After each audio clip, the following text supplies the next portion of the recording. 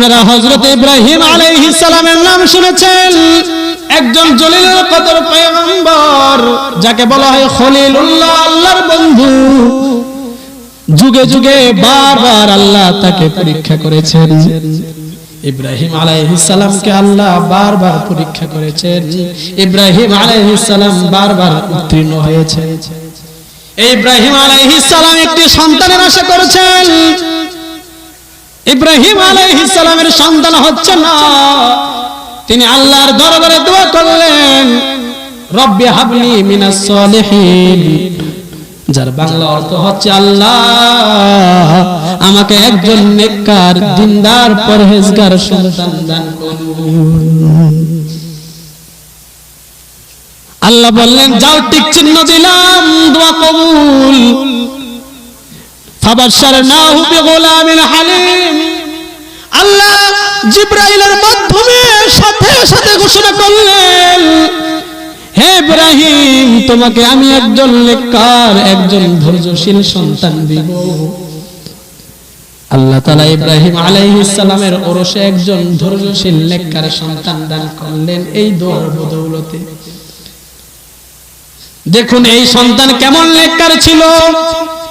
ইব্রাহিমের এই দোয়ার কারণে এই সন্তান কেমন নেককার ছিল, ইতিহাস সাক্ষী। এই সন্তান, তার নাম ছিল ইসমাঈল আলাইহিস সালাম। ইসমাঈল আলাইহিস সালাম যখন বড় হচ্ছিলেন, হঠাৎ ইব্রাহিম আলাইহিস সালাম স্বপ্ন দেখলেন। ইব্রাহিম আলাইহিস সালাম স্বপ্ন দেখলেন, আল্লাহ বলছেন, ইব্রাহিম, তুমি তোমার সবচেয়ে প্রিয় বস্তুটি আমার নামে কুরবান করো। ইব্রাহিম আলাইহিস সালাম সকালে উঠে অনেকগুলো উট কুরবান করে দিলেন। কোনো ফল হলো না। দ্বিতীয় দিন রাত্রে আবার স্বপ্ন দেখলেন, ইব্রাহিম, তুমি তোমার সবচেয়ে প্রিয় বস্তুটি আমার নামে কুরবান করো, আমার রাহে কুরবান করো। এভাবে একদিন, দুই দিন, কয়েকদিন লাগাতার স্বপ্ন দেখলেন, লাগাতার উট কুরবানি করলেন, কিন্তু কোনো কাজ হলো না। ইব্রাহিম বুঝে ফেললেন, আল্লাহ চাচ্ছেন আমার সবচাইতে প্রিয় বস্তু কি? আমার সবচাইতে প্রিয় বস্তু হচ্ছে আমার সন্তান। এই বৃদ্ধ বয়সে, আপনারা জানেন, বৃদ্ধ বয়সে সন্তান হলে ওই সন্তানের প্রতি কতটা মায়া থাকে। ইব্রাহিম আলাইহিস সালাম বুঝে ফেললেন, আল্লাহর পক্ষ থেকে পরীক্ষা এসেছে, আমার ফেল করলে চলবে না, নিশ্চয় আমায় পাস করতে হবে। বুঝে ফেললেন ইসমাঈলকে কুরবান করতে বলছেন। হযরত ইব্রাহিম আলাইহিস সালাম ইসমাঈল তার সন্তানের কাছে গেলেন, ইসমাঈলের কাছে গেলেন, গিয়ে বললেন, ইয়া বুনাইয়া ইন্নী আরা ফিল মানাম আন্নী আযবাহুকা ফানজুর মাযা তারা। সন্তানকে বললেন, প্রিয় বৎস, আমি স্বপ্ন দেখেছি, আল্লাহ পাক বলেছেন সবচাইতে প্রিয় বস্তু কুরবান করার জন্য। আমার বাবা এই বৃদ্ধ বয়সে আল্লাহর কাছ থেকে অনেক দরখাস্ত দিয়ে আমি তোমাকে পেয়েছি। পৃথিবীর বুকে সবচাইতে প্রিয় তুমি, আমার কাছে সবচাইতে প্রিয়। আল্লাহ বলেছে প্রিয় বস্তু কুরবান করার জন্য আমি তোমাকে কুরবানি করতে চাচ্ছি। বাবা, তুমি কি বলো, তোমার মতামত কি? এই সন্তান তো আমার মতো সন্তান না। এই সন্তানকে তো ইব্রাহিম দোয়া করে পেয়েছেন। দেখুন এই সন্তান কি জবাব দেয়। এই সন্তান আল্লাহর রাসূল ইব্রাহিমকে জবাব দেয়, ইয়া আবাতি ফাল মা তুমার সাতাজিদুনি ইনশাআল্লাহু মিনাস সাবিরিন। ইব্রাহিমকে তখন জবাব দেয়, বাবা, আপনার কোনো টেনশন নাই, বিচলিত হওয়ার কোনো কারণ নাই। আল্লাহ আদেশ করেছে আমাকে কুরবান করার জন্য, আমি প্রস্তুত, আপনার টেনশন করতে হবে না। ইয়া আবাতি ফাল মা তুমার, যেমন আপনি আদিষ্ট হয়েছেন, যেমন আদেশ পেয়েছেন, ঠিক তেমন আপনি পালন করুন। আমাকে কুরবান করুন, সাতাজিদুনি ইনশাআল্লাহু মিনাস সাবিরিন, আমি অধৈর্য হব না, আমাকে একজন ধৈর্যশীলদের অন্তর্ভুক্ত পাবে। আমার ভাইরা কেন এমন হয়েছে? এটা তো আমার মতো সন্তান না, আল্লাহর রাসূলের দোয়ার বদৌলত নেককার সন্তান, যার কারণে আমি উত্তর দিয়েছে। আপনি আমার সন্তান হলে কেমন উত্তর দিত? এমন বলতো, বাবা তোমার মতো বাবার দরকার নাই, আমি মরতে চাই না, এমন উত্তর দিত কিনা? ইতিহাস সাক্ষী, ইব্রাহিম আলাইহিস সালাম এই সন্তানকে নিয়ে মিনা বাজারে যাচ্ছিলেন। প্রতিমধ্যে শয়তান ওয়াসওয়াসা দিয়েছে, তিনবার বাধা দিয়েছে। ইসমাঈলকে শয়তান ডাক দিয়ে বলে, ইসমাঈল জানো তুমি তোমার বাবা তোমাকে কোথায় নিয়ে যাচ্ছে? তোমার বাবা তোমাকে কুরবান করে দিবে, আর যেও না, এক কদম সামনে অগ্রসর হয় না। আমার বাবা লক্ষ্য করুন এই সন্তান কত বড় নেককার সন্তান। ইসমাঈল তখন শয়তানের ধোঁকায় পড়ে বিচলিত হয়ে যান নাই, পিছপা হয়ে যান নাই। তখন ইব্রাহিম শয়তানকে পাথর নিক্ষেপ করেছে। এই পাথর নিক্ষেপ করা আল্লাহর দরবারে এত প্রিয় হয়েছে, এত প্রিয় হয়েছে, আজকে যত হাজিরা ওই মক্কায় যায় হজ পূরণ হওয়ার জন্য অবশ্যই পাথর নিক্ষেপ করতে হয়। এই পাথর যদি নিক্ষেপ না করে হজ পরিপূর্ণ হয় না। এভাবে শয়তানের ধোঁকা ডিঙ্গিয়ে ইসমাঈল এক সময় মিনা বাজারের ময়দানে গিয়ে উপস্থিত হলেন। হযরত ইসমাঈল আলাইহিস সালামকে ইব্রাহিম আলাইহিস সালাম শোয়ালেন। ইসমাঈল আলাইহিস সালাম ইব্রাহিম বাবার দিকে তাকিয়ে বললেন, বাবা হাজার হলো আপনি আমার বাবা, আপনি আমাকে কুরবান করে দিবেন, হতে পারে আপনার হৃদয়ে কষ্ট আসতে পারে। বাবা একটি কাজ করুন, আপনার চোখ আপনি কাপড় ধরে বেঁধে নেন, চোখগুলো কাপড় দ্বারা বেঁধে নেন, যাতে করে আল্লাহর আদেশ আপনার অমান্য হয়ে না যায়। আল্লাহ যেমন আদেশ করেছে তেমন যেন আপনি পালন করতে পারেন। চোখগুলো আপনি কাপড় দিয়ে বেঁধে নেন, তাহলে আপনি আমাকে দেখবেন না, মায়াটাও তেমন বেশি লাগছে না। ইব্রাহিম আলাইহিস সালাম তাই করলেন। ছুরি নিয়ে ইসমাঈল আলাইহিস সালামের গলায় চালালেন। ওদিকে আসমানের ফেরেশতা সবগুলো আল্লাহর দরবারে ফরিয়াদ করেছে, আল্লাহ এ কেমন পরীক্ষা, এ কেমন অগ্নি পরীক্ষা, বাবা হয়ে সন্তানকে কুরবান করে দিচ্ছে। ফেরেশতারা সকলে হতবাক, আল্লাহ এ কেমন পরীক্ষা আর এ কেমন সন্তান, একটু বিচলিত হচ্ছে না। আল্লাহ এমন পরীক্ষা কি বাদ দেওয়া যায় না? ইসমাঈল বাবা হয়ে সন্তানকে কিভাবে কুরবান করবে? আল্লাহ দেখলেন আমি ইব্রাহিমের কাছ থেকে যা চেয়েছি তা তো আমি পেয়ে গিয়েছি, আমার আর পরীক্ষা করার দরকার নাই। জিবরাইলকে হুকুম করলেন, জিবরাইল জান্নাত থেকে একটি দুম্বা নিয়ে যাও, একটি লোহার টুকরা নিয়ে যাও, আমার ইসমাঈল যেন একটি চামড়া, একটি পশু যেন এই ছুরি দ্বারা কেটে না যায়, তাড়াতাড়ি যাও। জিবরাইল বলে আমি জান্নাত থেকে এই দুম্বা নিয়ে আর জান্নাতি টুকরা নিয়ে আমার যতগুলো পাখা রয়েছে সবগুলো পাখা মেলে দিয়ে একটি টান দিলাম, এক টানে আমি মিনা বাজারের ময়দানে গিয়ে উপস্থিত হলাম। এত দ্রুত গতিতে আমি গিয়েছি, গিয়ে দেখলাম ছুরি এখনো ইসমাঈলের গলা পর্যন্ত পৌঁছতে পারে নাই। আমি ওই জান্নাতি টুকরা নিয়ে ইব্রাহিমের কাছে তখন পৌঁছে গিয়েছি। জিবরাইল আসার সময় আশ্চর্য হয়ে আল্লাহু আকবার বলে একটি চিৎকার করলেন যে নাকি ইসমাঈলকে এখন জবে করে ফেলে। ইব্রাহিম তখন এই চিৎকারটি শুনতে পেলেন। ইব্রাহিম বুঝে যেটি কুরবানির সময় আপনি আমার করতে হয়। ইসমাঈলকে তুলে নিলেন, জান্নাতি দুম্বা তখন জবে হয়ে গিয়েছে। আল্লাহ বলেন ফালাম্মা আসলামা ওয়া তাল্লাহু লিল জাবিন ওয়া লাদাইনাহু আইয়া ইব্রাহিম قد صدقت الرؤيا إنا نراك من المحسنين ইসমাঈল ইব্রাহিম তুমি পরীক্ষায় পাশ করে ফেলেছো তুমি স্বপ্নে দেখেছিলে নেককার সবচাইতে প্রিয় বস্তু কুরবান করেছো কুরবান করতে বলেছিলাম এই সত্য তো আজকে এই স্বপ্ন আজকে বাস্তবায়িত হয়েছে আমি ইসমাঈলকে কুরবান করতে চাই না আমি যা চেয়েছি তা তো আমি পেয়ে গিয়েছি আমার বাবা এখানে একটি জিনিস লক্ষণীয় একটি শিক্ষণীয় বিষয় সন্তান বাবার কথায় কুরবান হতে রাজি হয়ে গিয়েছে কেন কারণ এই সন্তান তো ওই বাবার দোয়ার ফসল দোয়ার নেক ফসল বাবা তো এই সন্তানকে আল্লাহর কাছ থেকে চেয়ে নিয়েছে নেককার সন্তান চেয়ে নিয়েছে যার কারণে বাবা যেমনই বলেছে ইসমাঈল একটু দ্বিমত করে নাই আজকে আপনি আমার সন্তান কেন কথা শুনে না কারণ সন্তানের জন্য দোয়া করার যে অধিকার ছিল সেই অধিকার আমি হরণ করেছি ওই অধিকার আমি রক্ষা করি নাই বিধায় আজকে এই সন্তান আমার কথা শুনছে না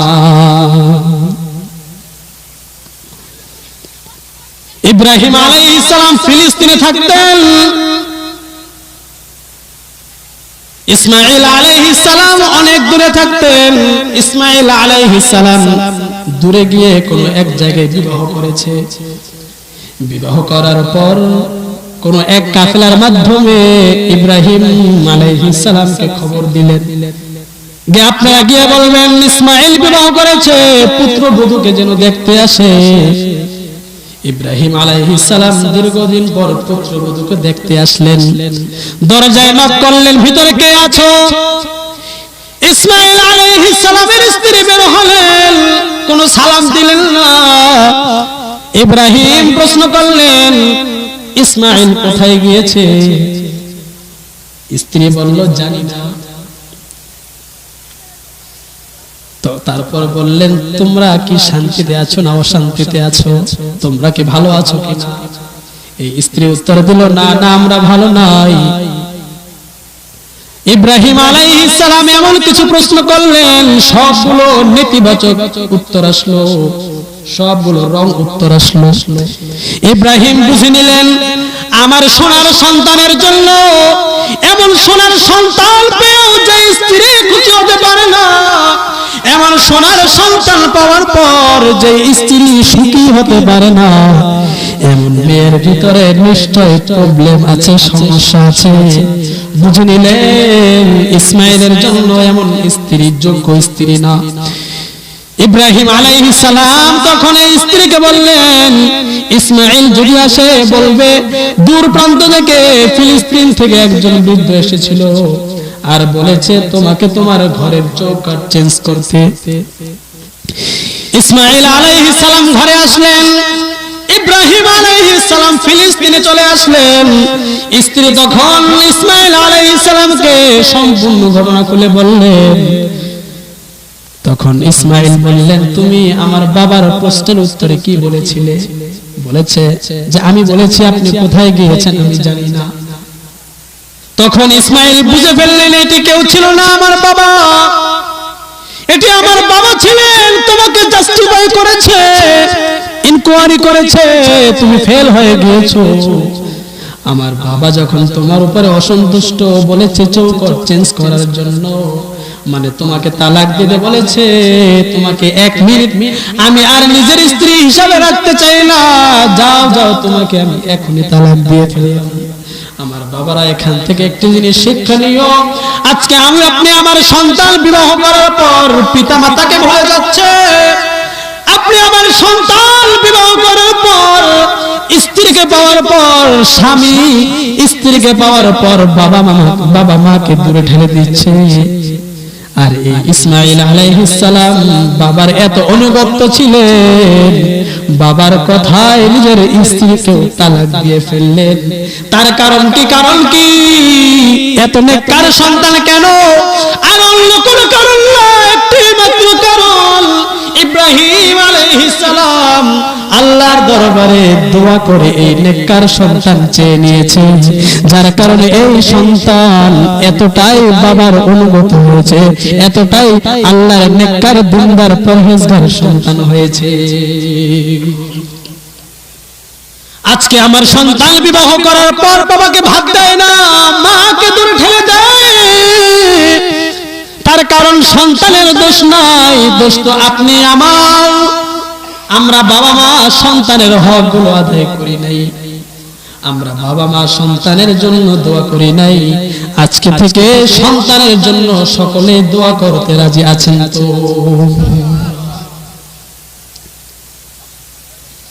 এক নাম্বার হক গেল। দ্বিতীয় হক পিতামাতার উপরে সন্তানের দ্বিতীয় হক, আপনি নিজের সন্তানদেরকে একজন ভালো মা উপহার দিন। দ্বিতীয় হক কি? সন্তানদের জন্য একজন ভালো মা খুঁজে নিন, ভালো মা উপহার দিন। জ্ঞানীরা বলে আমাকে একজন শিক্ষিত মা দাও, আমি তোমাদেরকে একটি শিক্ষিত জাতি উপহার দিব। এই কথার মর্ম কি? আপনার স্ত্রী সন্তানের মা যদি ভালো হয়, সন্তান ভালো হবে, কোনো সন্দেহ নাই। আজকে আমরা যখন নিজের স্ত্রী বাছাই করতে চাই তখন চামড়া দেখি। আমি শুধু নিজের স্ত্রীর কথা স্মরণ রাখি, আমার মাথায় এই কথা থাকে না যে আমি আমার সন্তানের মা বাছাই করতে যাচ্ছি, সন্তানের মা বাছাই করতে যাচ্ছি। এমনকি যদি মাথায় থাকে তাহলে আপনি নেককার দিনদার পরহেজগার ছাড়া কখনো কোন নারীকে বিবাহ করতে পারেন না। সাদা চামড়ায় হলে শুধু নেককার হয়ে যায় না, সাদা চামড়া হলে শুধু সন্তানের নেককার যোগ্য মা হয়ে যায় না। একজন স্ত্রী চয়ন করার জন্য যুবক ভাইরা যারা এখনো বিবাহ করেন নাই তাদেরকে বলছি, আপনারা বাবা মা এখনো যারা আছেন সন্তানের জন্য বউ নির্ধারণ করবেন, সন্তানের জন্য কেমন স্ত্রী, কেমন বউ, কেমন পুত্রবধূ বাছাই করবেন। আল্লাহর রাসূল বলেছেন চারটি গুণ দেখে মেয়ে বাছাই করো। ছেলেকে যদি বিবাহ করতে চাও চারটি গুণ দেখে বিবাহ করো। এক নাম্বার গুণ ওয়ালিমালিহা, দেখো মেয়ের সম্পদ আছে কিনা। সম্পদ থাকাটা জরুরি না, কিন্তু সম্পদ থাকলে একটি সাপোর্ট হয়। সম্পদ থাকতেই হবে এমন কোন কথা না, সম্পদ থাকলে ভালো, সম্পদ থাকলে আপনার সাপোর্ট হবে। দুই নাম্বার বলে জামালিহা, সৌন্দর্য দেখে বিবাহ করো। কারণ সুন্দরের পাগল সবাই, সুন্দরের পাগল সবাই, সুন্দরের পাগল। ভারতবর্ষে দেখো সুন্দরী কাউকে পাও কিনা, সুন্দরী হওয়াটাই জরুরি না। সুন্দর মানে সাদা চামড়া না, মূলগত ভাবে যে সুন্দর তাকে তুমি পছন্দ করো। অনেক সাদা চামড়া আছে যার মনটা একেবারে কয়লার মতো কালো, আছে না নাই?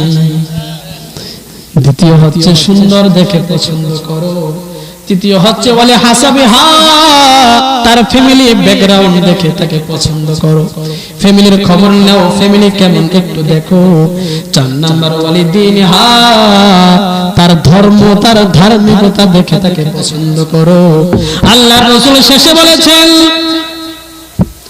সম্পদ নাই কোনো অসুবিধা নাই, সৌন্দর্য নাই কোনো অসুবিধা নাই, ফ্যামিলি ব্যাকগ্রাউন্ড ভালো না কোনো অসুবিধা নাই।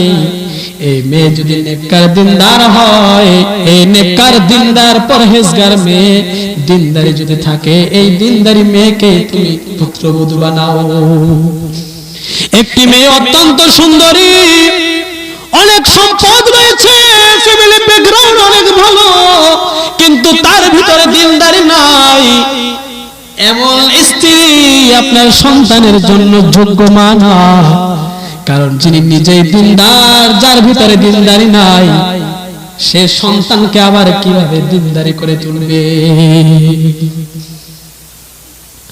এজন্য আপনার উপরে দায়িত্ব, এ বাবা মা যারা আছেন আপনাদের উপরে দায়িত্ব, যারা যারা এখনো বিবাহ করো নাই, আমার যুবক ভাইয়েরা যারা এখনো বিবাহ করো নাই, তোমাদের উপরে দায়িত্ব, তোমরা একজন নেককার দিনদার পরহেজগার সন্তানের মা তোমরা তালাশ করো। মনে করবে যে ভবিষ্যতে আমার সন্তান এই মহিলার থেকে হবে, এই বিষয়টি মাথায় রেখে তুমি এবার মেয়ে তালাশ করো। দেখবে দিনদার পরহেজগার ছাড়া তুমি বিবাহ করতে পারবে না। কারণ দিনদার পরহেজগার নেককার সন্তান হওয়ার জন্য নেককার মা হওয়ার কোনো তুলনা নেই।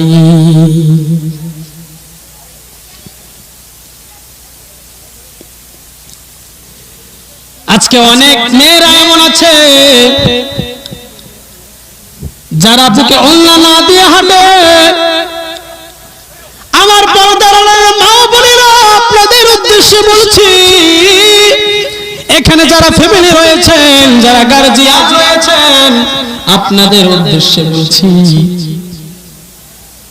এই মেয়ে যে ওড়না বুকে দেয় নাই, এই বুকটা শুধু একজন পুরুষের স্বাদ মেটানোর জন্য না, এই বুকটা শুধু পুরুষের মজা নেওয়ার জন্য না।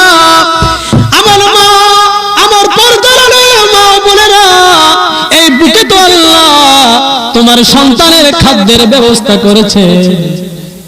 তুমি যে ওড়না ছাড়া রাস্তায় হাঁটো, কাকে তুমি বুক দেখাও? এই বুক যে তুমি বাহিরের লোকদেরকে দেখালে, এই বুকের খাদ্যগুলো নষ্ট হয়ে যাচ্ছে। এই নষ্ট খাদ্য খেয়ে কোন নেককার সন্তান পয়দা হতে পারে না। আজকে যাদের সন্তান গুন্ডা হয়, আজকে যাদের সন্তান সন্ত্রাস হয়, এই সন্তানের কোনো দোষ নাই। আমার বোনেরা, দোষ সম্পূর্ণ তোমার। তুমি কেন নিজেকে সেভ করলে না? এই সম্পদ তো মানুষের মাঝে দেখানোর জন্য নয়। বড় আশ্চর্যের বিষয়, তুমি তো দোকানের সবজি না, তুমি তো দোকানের আলু না যে তোমাকে সকলেই চয়েস করবে, একজন দেখে পছন্দ হয় না রেখে দেবে। না না, আল্লাহ তোমাকে অনেক দামি করে বানিয়েছে। বুকের ওড়না ফেলা যাবে না।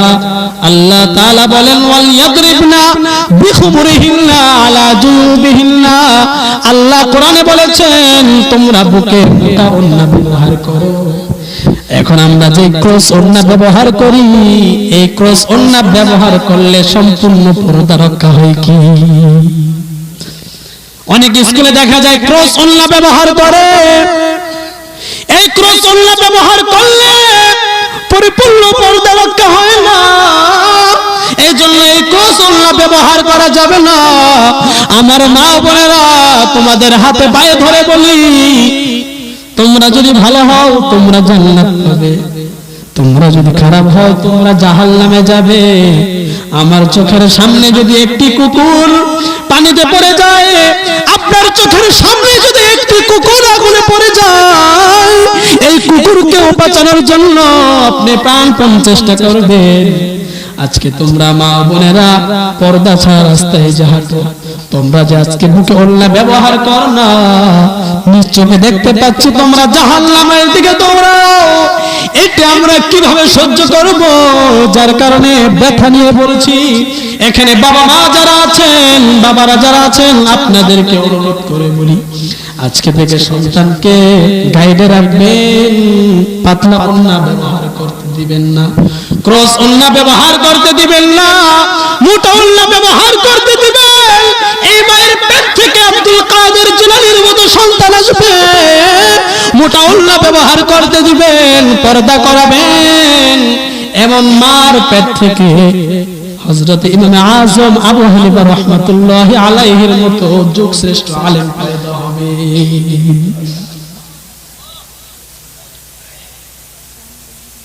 আল্লাহর রাসূল সাল্লাল্লাহু আলাইহি ওয়াসাল্লাম তার স্ত্রীরা কেমন ছিলেন? আল্লাহর রাসূল সর্বপ্রথম যাকে বিবাহ করেছেন তার নাম কি? জোরে বলেন, তার নাম কি? প্রথম স্ত্রীর নাম কি? আরো জোরে বলেন। আম্মা জান খাদিজা, খাদিজা রাদিয়াল্লাহু আনহা। খাদিজাকে প্রথম স্ত্রী হিসেবে আল্লাহর রাসূল বিবাহ করেছেন। কিন্তু এই খাদিজা রাদিয়াল্লাহু আনহার বয়স কত ছিল? আর আল্লাহর রাসূলের বয়স কত ছিল?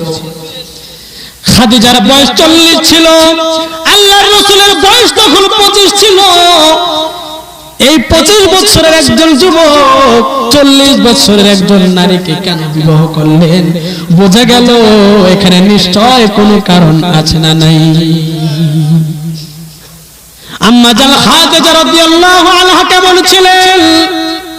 তদানীন্তন সময়ে খাদিজার মতো সুন্দরী কেউ ছিল না। খাদিজা কোনদিন মূর্তি পূজা করে নাই, খাদিজা কোনদিন পাথর পূজা করে নাই। খাদিজা রাদিয়াল্লাহু আনহা ইসলাম গ্রহণ করার আগেও কোনদিন সূর্য পূজা করে নাই। এই খাদিজা রাদিয়াল্লাহু আনহা রূপবতী ছিলেন, গুণবতী ছিলেন, পুণ্যবতী ছিলেন, মায়াবিনী ছিলেন। সর্বদিক দিয়ে খাদিজা রাদিয়াল্লাহু আনহা একজন নেককার, দিনদার, পরহেজগার মহিলা ছিলেন। বিধায় আল্লাহর রাসূল এই খাদিজাকে নিজের স্ত্রী হিসেবে চয়েস করেছেন। আজকে অনেকে বলে সংসারে শান্তি নাই। আম্মা জান খাদিজার বয়স 40, রাসূলের বয়স 25। এতটা ব্যবধান হওয়ার পরেও তাদের সংসারে তো কখনো অশান্তি ছিল না। আজকে আপনার বয়স 30, আপনার স্ত্রীর বয়স 18-19, এত সামান্য ব্যবধান, তারপরেও কেন আপনাদের মাঝে অশান্তি? বুঝা গেল আপনারা আল্লাহর হুকুমকে সামনে রেখে সংসার পরিচালনা করেন না।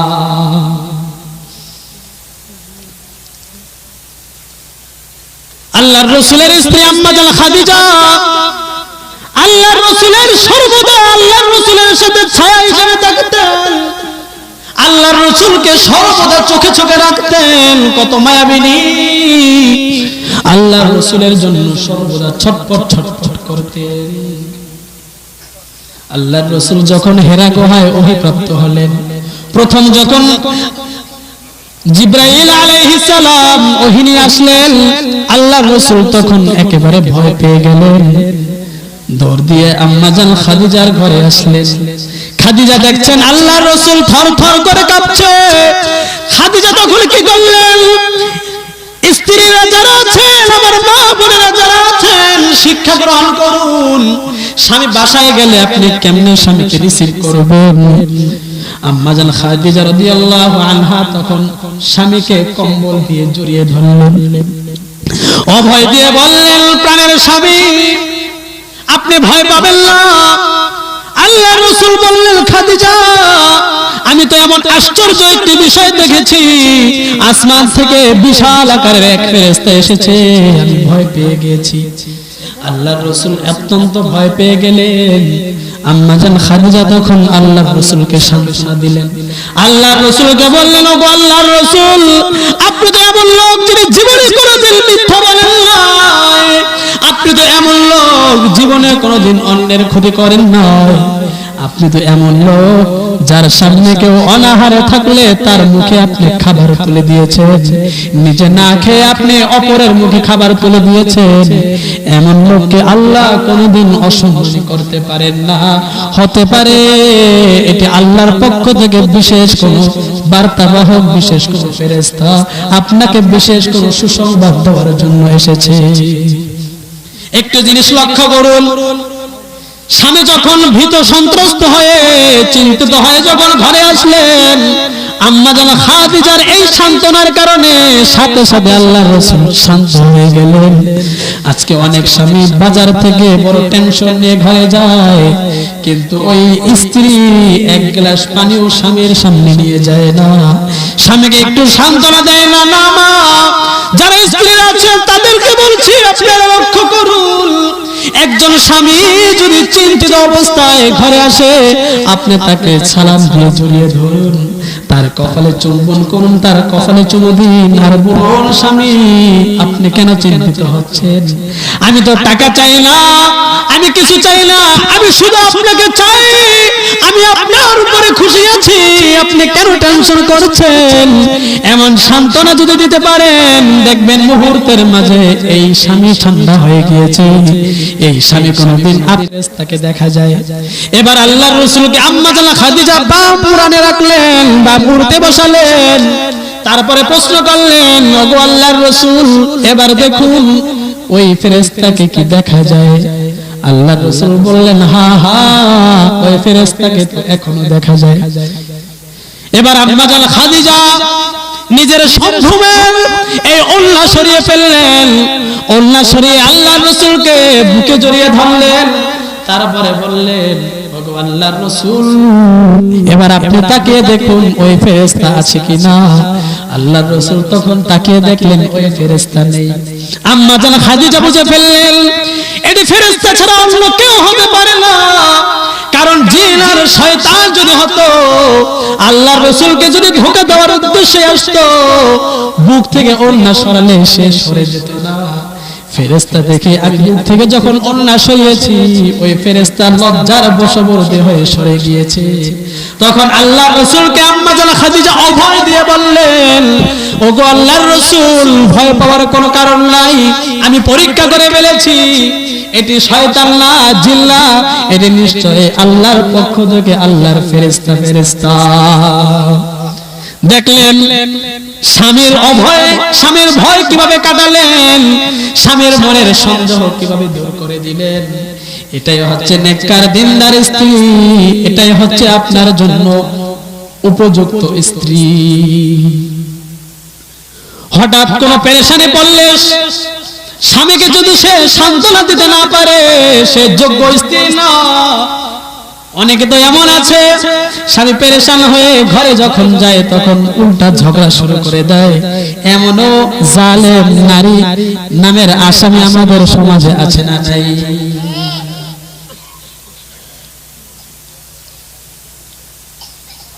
আম্মা জান খাদিজা রাদিয়াল্লাহু আনহা ইন্তেকাল হয়ে গেলেন।